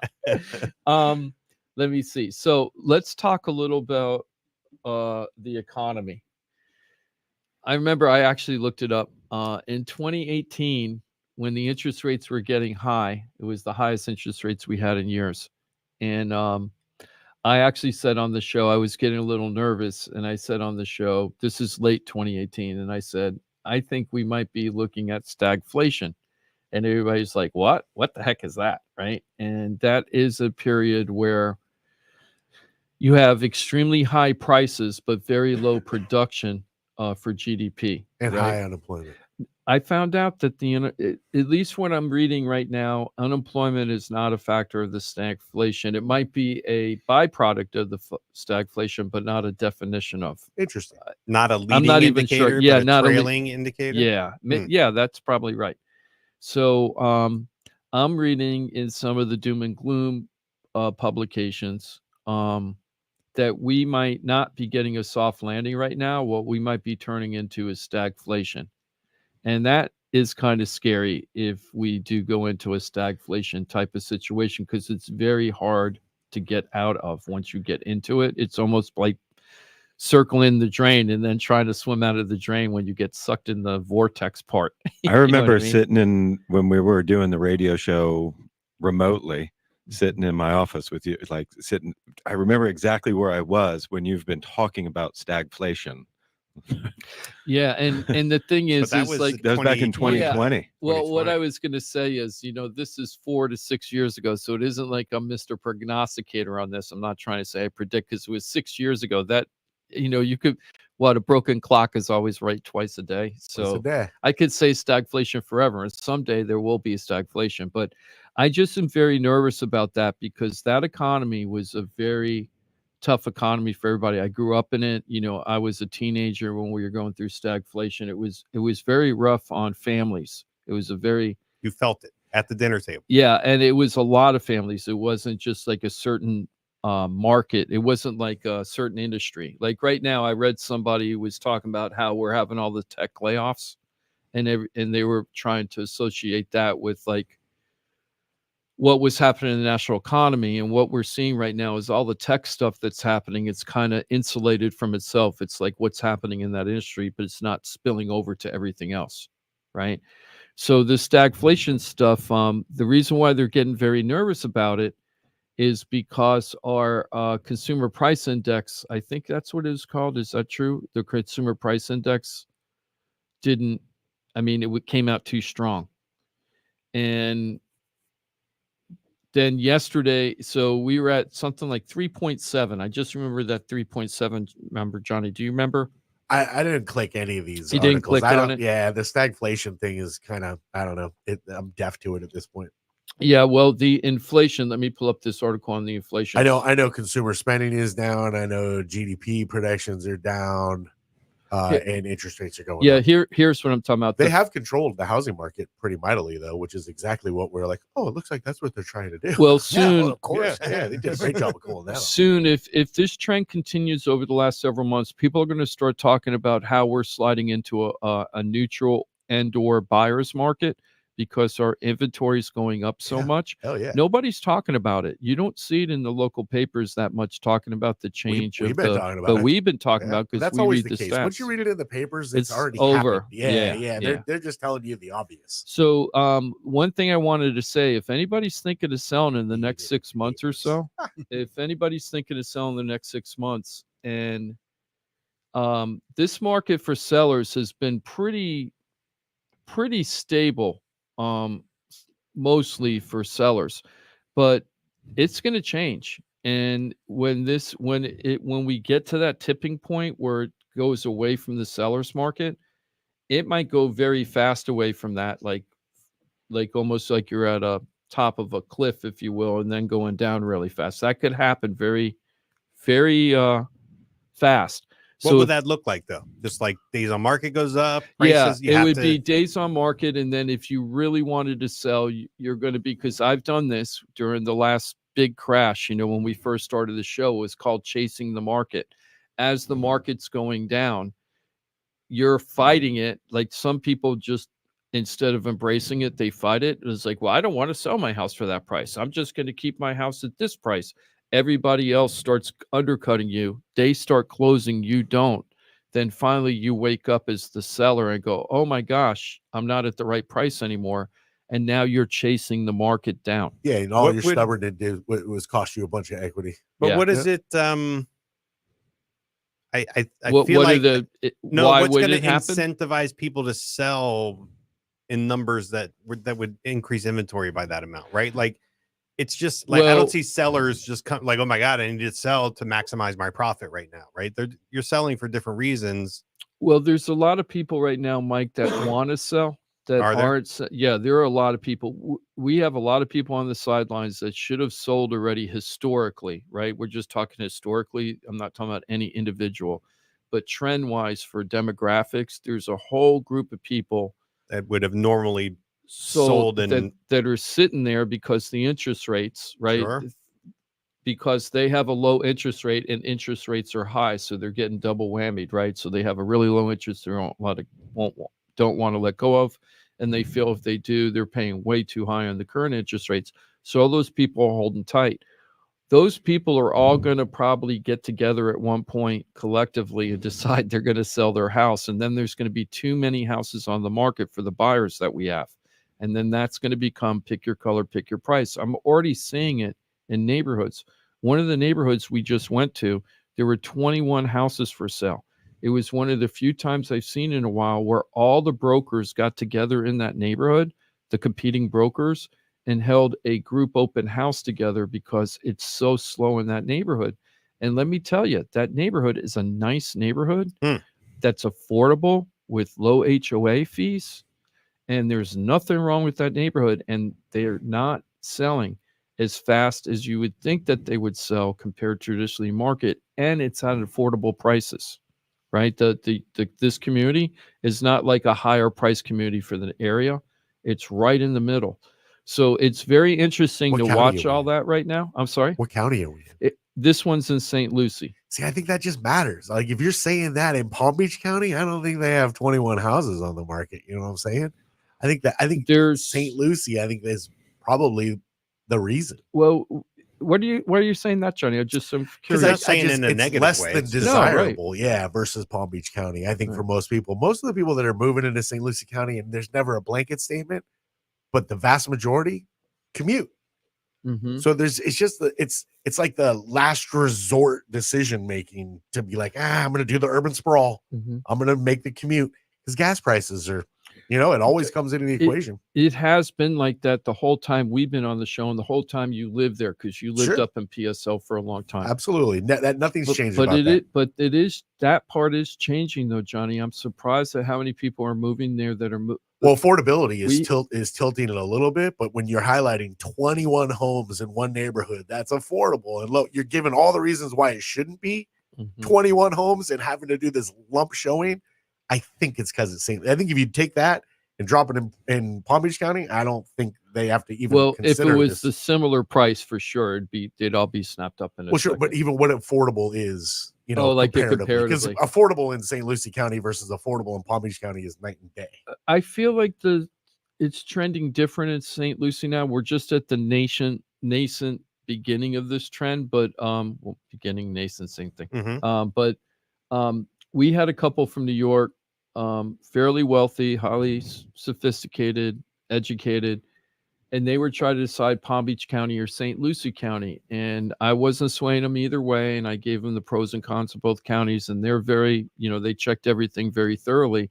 But if I were a betting person, I would have said Palm, right? Because better shopping, better restaurants, things like that, right? All are billionaires. Right. Yeah. Well, I don't think they were so worried about that, but I felt like more stuff to do for them. Right. And I figured they were going to want that. They came from New York. So I'm thinking that's what they're kind of more looking for. They ended up choosing St. Lucie County. Right. Why? The new communities that are being built there, they're almost self-contained, like some of these. And you don't really have to leave the community and still have, lots of things to do all the time.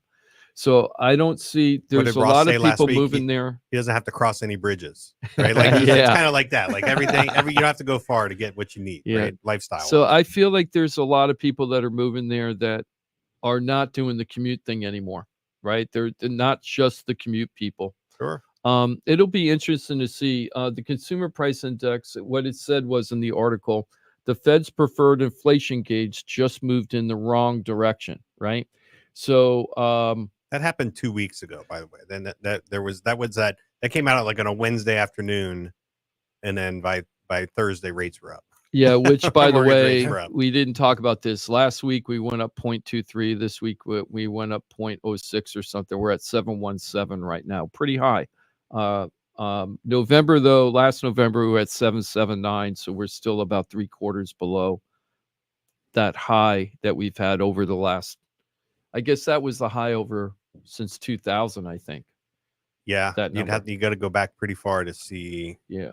So this inflation gauge rate that spiked up a little bit, it got everybody spooked. Now there was a a new gauge that came out yesterday or Thursday, and that came out pretty good. They were hoping, I don't remember what the name of the gauge was, but they were hoping to get a 2.6% number.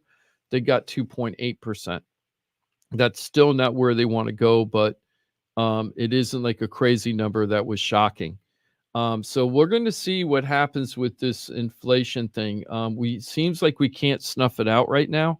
That's been a big problem. We just can't snuff it out. No, there's if there's any positive news I've read, it's consumer spending is down. That's what it's going to take. We have to stop that's what we spending need. money. Pretty much. You're starting to finally see the consumer spending starting to dip a little bit. Once it dips a lot of it, then we'll maybe get inflation under control. Maybe. That's interesting. I didn't see the consumer spending report. I must have been super busy this week. Slight dip. But I mean, if you're watching the NFL draft, they did like 500,000 heads over 2 nights of there. Welcome to Rockville's going to have a record attendance in a week and a half. They got sold out show at Golden Gate Park. They got it's just, you look around and you're like, nobody's stopping spending. It's just people are still very much. I mean, I think the events are one thing. Maybe it's more about like the everyday spend. How often are you cooking at home versus going out to eat? Are you paying bills on your credit card versus you actually have money? I think people are just kind of slowly eating away at their savings eventually, where they just have to cut back. Like they don't have any choice. Like, all of a sudden, money's gone. It has to happen. And it seems like that's the way just Americans are, right? Sure. We're the consumers. Yeah, we're the pigs at the trough. And we're just going to eat until it's gone. Absolutely. Right? And then we're going to go, oh, I got a stomach ache. We're like, what, 330 million strong, and we consume some of the biggest nations. Yeah. And that's why our economy is number one in the world. We're the consumers. We buy stuff. That's it. Right. Cheaper the better. Let's go ahead and take a break. On the flip side, we are going to talk a little bit about what's happening with interest rates and talking about the down payment assistance programs, which are going to be coming out soon, Mike. So yeah, a lot of scuttlebutt about that. A lot of I got people saying, "Hey, is this back?" Oh, and I want what's coming. I'm sorry, and I want to talk about down payment assistance because we had an offer come in just a couple of days ago, and they asked for seller concessions. Yep. Which means they're asking the seller to help pay some of their closing costs. And I said to them, "Why aren't you using the U.S. bond program?" And they said, "What's that?" So we're going to talk a little bit about that too. What's that? What is that? We'll find out together. I don't even know what it is. Yeah, well, Mike's going to be Googling, or you should Bing it. Give Bing some. I know what Florida bond is. I don't know what U.S. bond is. Maybe it's a different. What's it called? Florida bond. I thought it's U.S. bond. Florida bond. Oh, it's U.S. Bank is the name that sponsors the Florida bond. No. Yes, it's U.S. Bank. You're just getting everyone confused. What is it? No. Okay, we'll talk about it afterwards. We'll find out together. We got a quick 4-minute break. It is great to have you with us every Saturday. Still plenty of time remaining on a Saturday before we pass the baton to the locker room.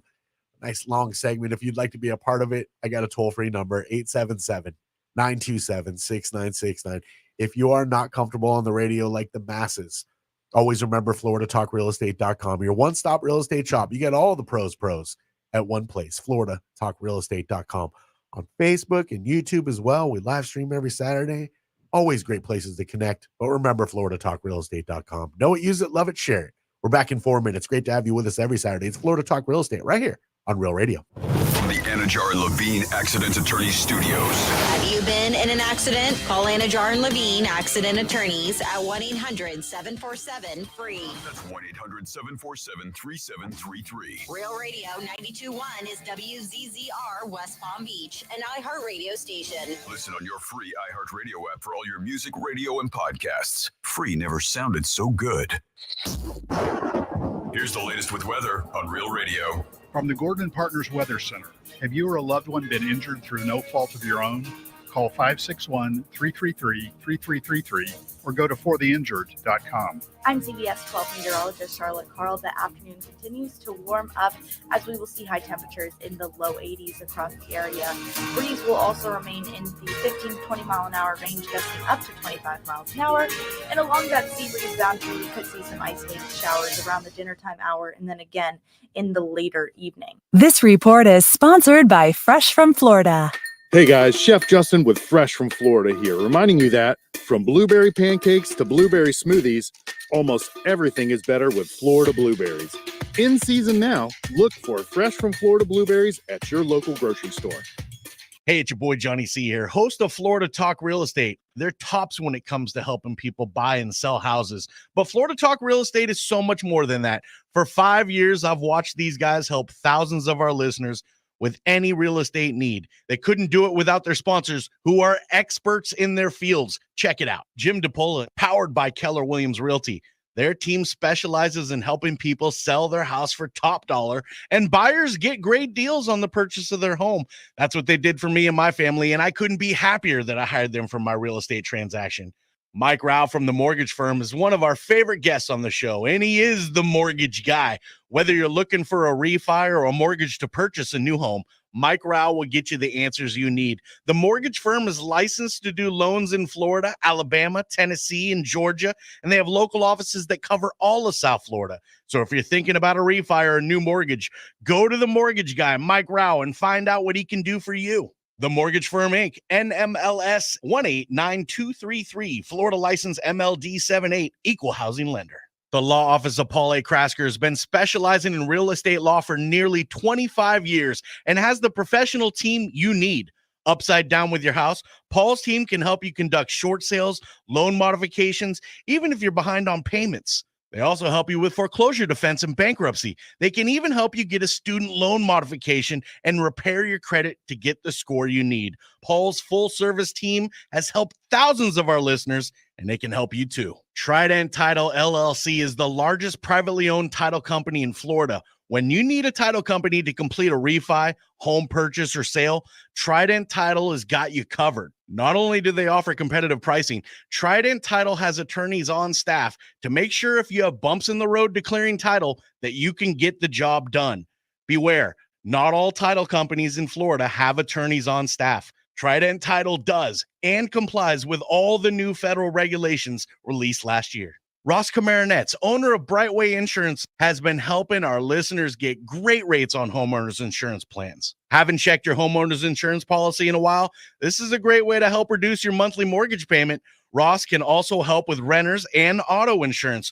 Ross is only a phone call away and can usually get the answers you need same day. Call Ross today at 561-425-6228 or drop by his office at 873 Donald Ross Road in Juno Beach. So now you know why I'm happy to be part of the Florida Talk Real Estate Show, the longest running real estate show in Florida. And all these sponsors are just a phone call or a click away. Just call 888-973-7828. That's 888-973-7828. Or go to floridatalkrealestate.com. That's floridatalkrealestate.com. And don't forget to use the most accurate search engine to find your new home or ask for a free home valuation because floridatalkrealestate.com has you covered. That's floridatalkrealestate.com. Real Radio 92.1. We are an iHeart radio station.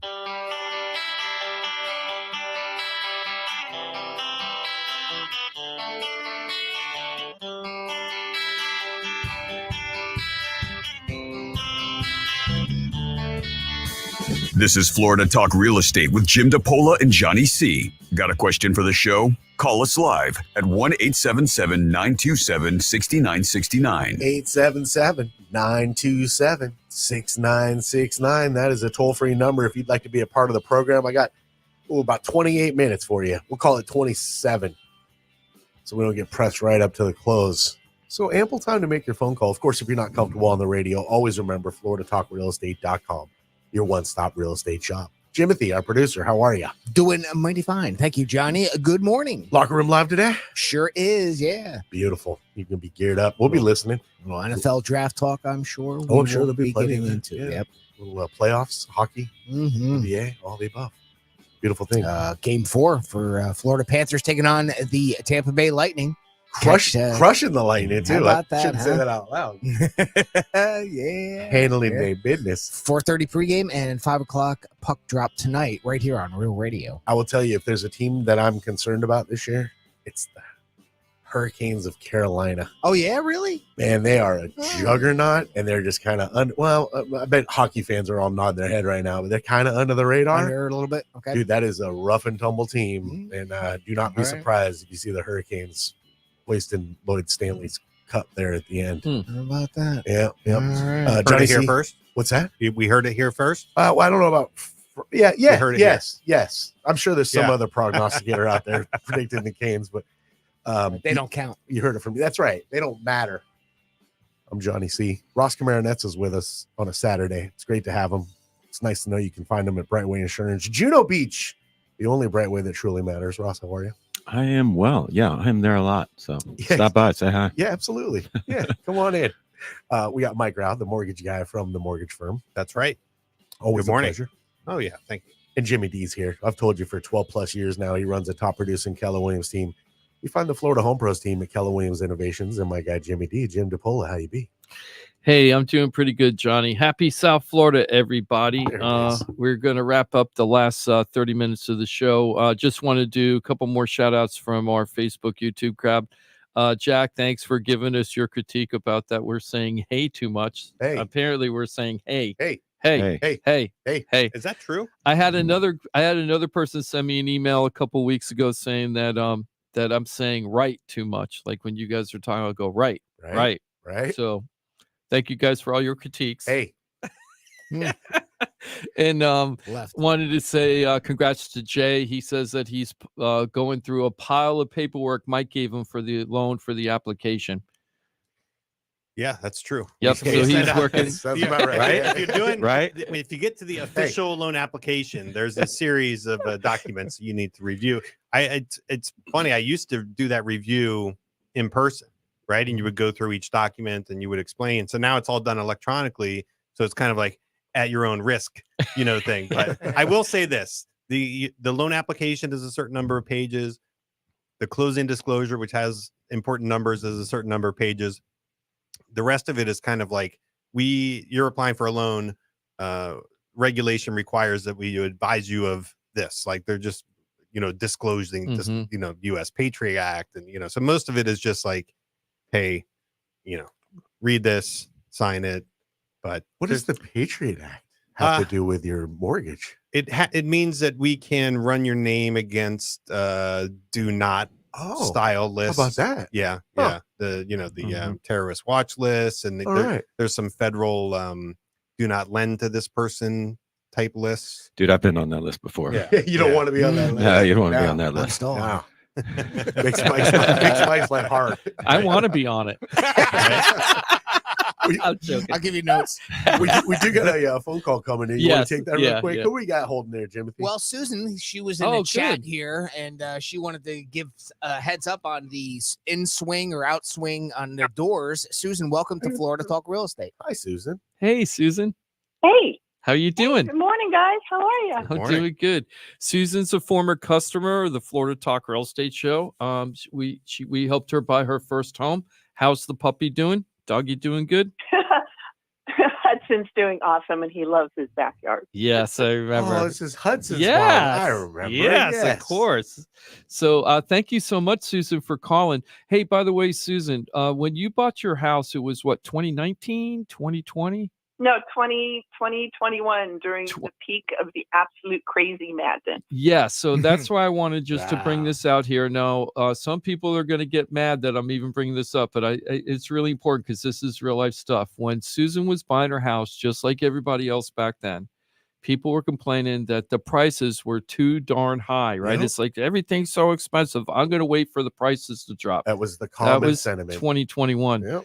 Susan, how much do you think your house has grown in value since you bought your house 3 years ago? A lot, right? Percentage, what? Yeah, Hey. it's almost it's close to 100,000 to over what I bought it for, and that's just in what, 3 years? Yes, and 100,000 on what she bought it for is probably roughly, because I don't remember exact price she paid, but it's probably 35 to 40%, maybe even 45% of what she paid, roughly. Okay, and this is when people were probably telling Susan at the time, what the heck are you doing to buy a house for? Why don't you wait for things to get better? Now she's sitting on $100,000 more equity than she had before. And then what were you doing before you bought the house, Susan? You were renting, right? Yeah, I was renting, and it was, it was okay, but it was just, throwing money down the toilet. And do you think if you were still renting today, you'd be paying a lot more for your rent than you did in 2021? I couldn't afford the rent. You couldn't afford it. Afford the rent. And now you're in a house that you own that has equity, that you actually own a piece of Americana. Yes. That's a beautiful thing. Talk about rent control. I got a quick question just because I'm curious. What happened? What has happened to your property insurance in the 3 years since? Oh, good question. Hey. we were talking about all happy things. Yeah. Things were going great. It's a good question for Mike, actually.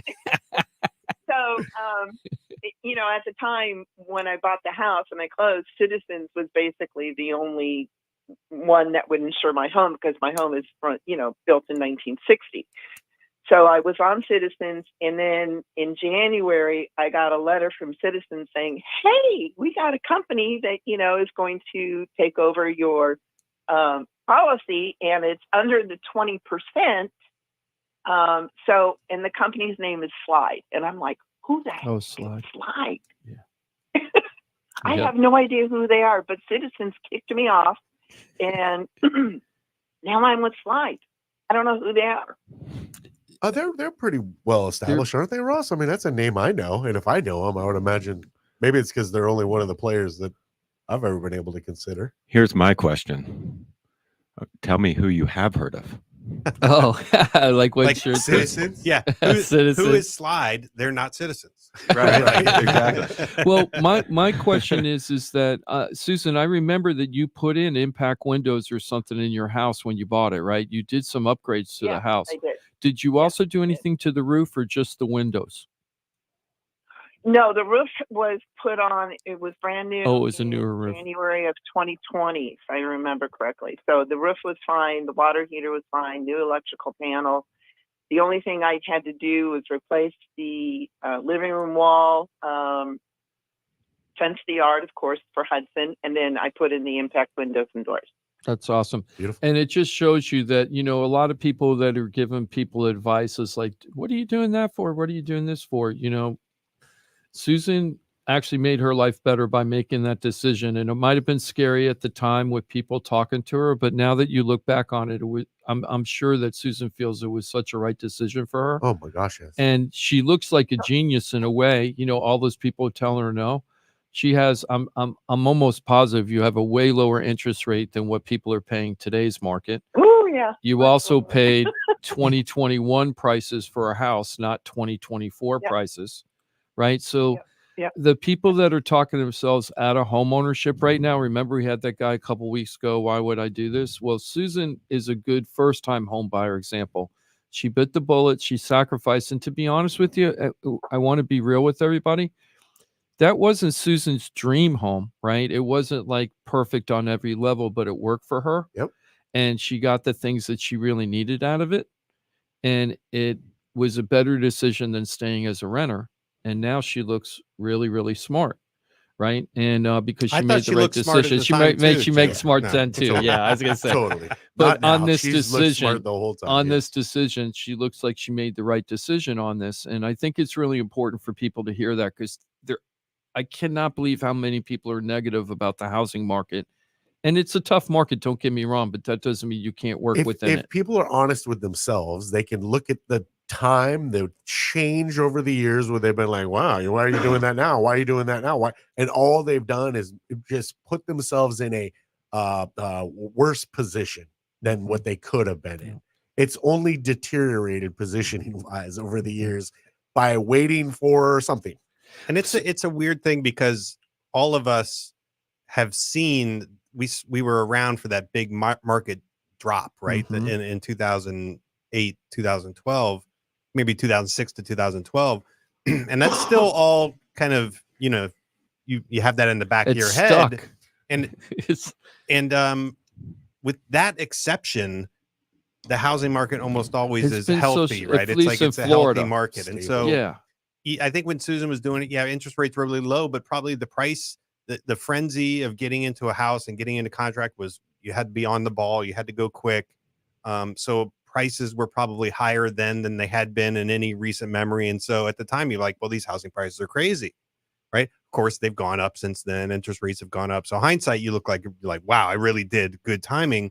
But at the time, Susan, was just like, what's out there? What worked for me from a budget perspective? The same thing that we always talk about. Like, can you find a place that checks as many boxes as possible on the housing part of it, location, bedrooms, bathrooms?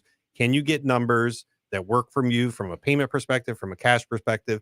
And then as long as you don't have to do something in the near future, it's almost always makes sense to buy versus something else. Almost always. You know, generally where you want to live, you find out what you need to make the house a home for you, and numbers that work. And absolutely, you know, it's great. She's like turned out really, really nice for her and anybody else, really, frankly, who bought in that same time frame. But it's also worked out for everybody who's bought in various time frames, with one exception in recent history, which is that the crash.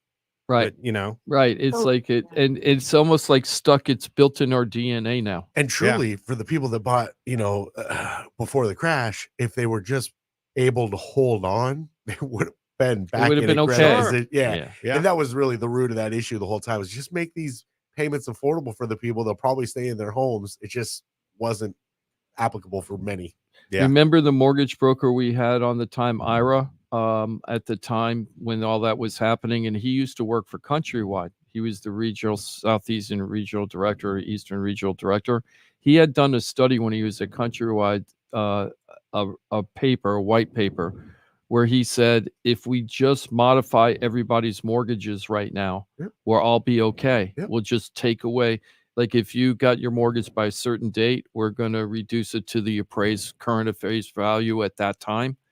And it probably would have wiped out all the things that we wouldn't have had any problems at all. We would have saved trillions of dollars. So all the debt that they basically eliminated through the short sale and foreclosure process, had they just eliminated that and then give people a 30, 40 year fixed interest loan, it could have, everybody would have stayed in their houses. Great We wouldn't have lesson. had the foreclosure prices, and they would have had equity. They wouldn't have been losing all the money for the attorneys and all the legal stuff to get the houses taken back. It Hindsight. just would have been so much better to sit down with you and go, look, we're going to reset the value of the home, and we're going to keep all the terms the same. Well, there was lessons learned. I mean, even with the COVID forbearance stuff, that was specifically so that people would not get in trouble on their mortgages, right?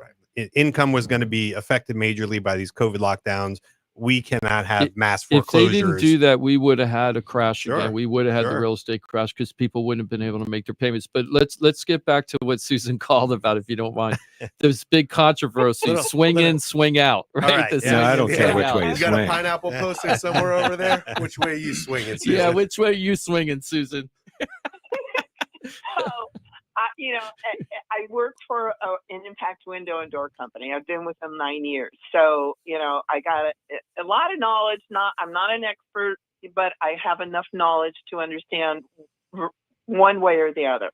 So there is no regulation as far as permit-wise or mitigation-wise, that you have to have one or the other.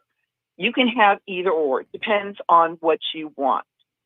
The only issue with an in-swing door, and I've had this issue come up with a couple customers that have had in-swing doors, is when there's a driving rain, because the way the in-swing door frame and the panel itself is manufactured, with an in-swing door, if there's a driving rain, you are going to have water intrusion in your house. Some people don't cover wind-driven rain. Your floor. So if you have an outswing door, the way it's constructed is there's the door panel itself actually goes lower than the sill, than the door sill. Right. So when there's a driving rain, it doesn't get into the house. There are leak holes in the sill itself, so if there is water, it will drain out. But in a driving rain, like our afternoon thunder boomers or in a hurricane, you're going to get water intrusion with an in-swing door. I had a client who had 2 years ago beautiful double panel French doors, side lights, gorgeous. She called us and she's like, I'm getting water. And we looked at her order and we were like, okay, you have in-swing doors. What's been going on? And supposedly what happened is because she lives in an HOA, the sprinkler was changed. So it was coming and hitting her door. So driving rain or a sprinkler. Your door. Or a sprinkler, yes. Or a hose. That's the difference. Or a hose, exactly. So that's the They got them difference in different between area an codes. in-swing and an out-swing door. You can have either or. That's what I always but- thought. I always thought that it was both, that you could do it. But Ross, you just mentioned something about that some insurance doesn't cover in driving rain, you said? Wind-driven rain. Wind-driven rain. Yeah. So what? If you're going to have an in-swing door, you're going to have probably, just to cover your rear end, you're going to have flood insurance, I would imagine. No, because flood insurance is water entering your Rising house up. at the ground level. That's rising water. So wind-driven would be the wind like throwing the water against the door and then it gets in. But a lot of carriers require something to have created that opening for the water to get in.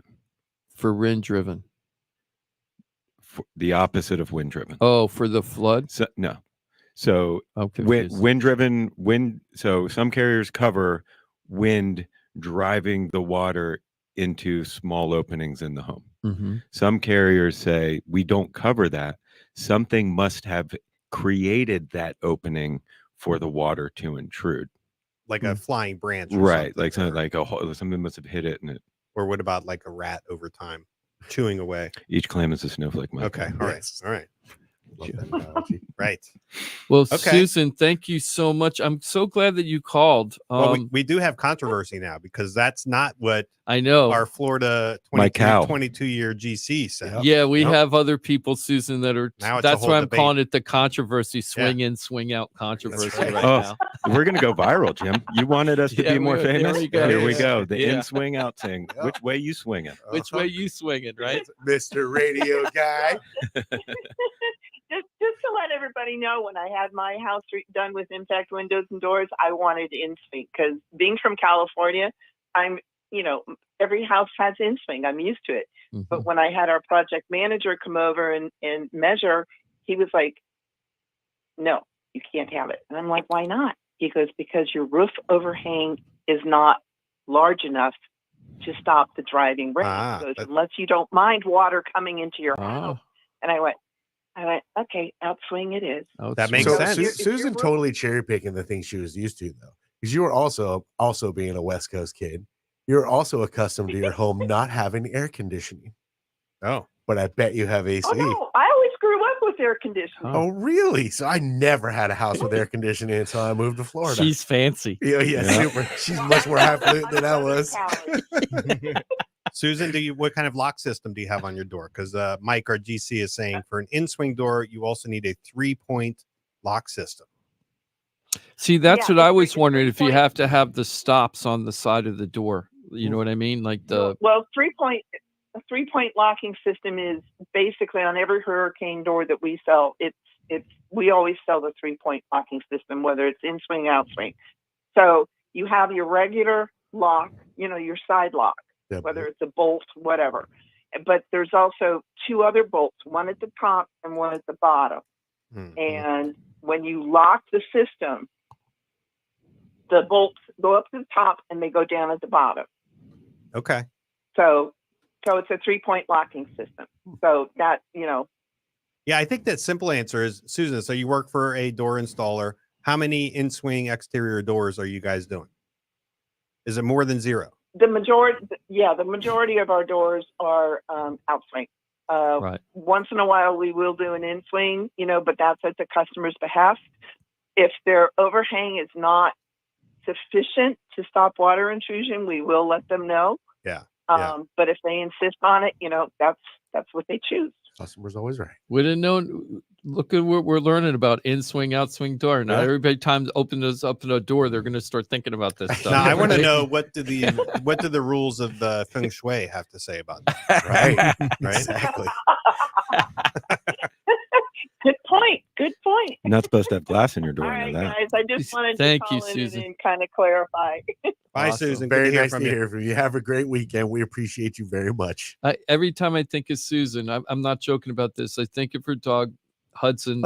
Sitting in the back of the tree in the backyard. The reason why she bought the house she did, it didn't have the fence for Hudson. She really wanted to have a fenced-in yard, but she figured it would be worth buying the house and putting the fence in.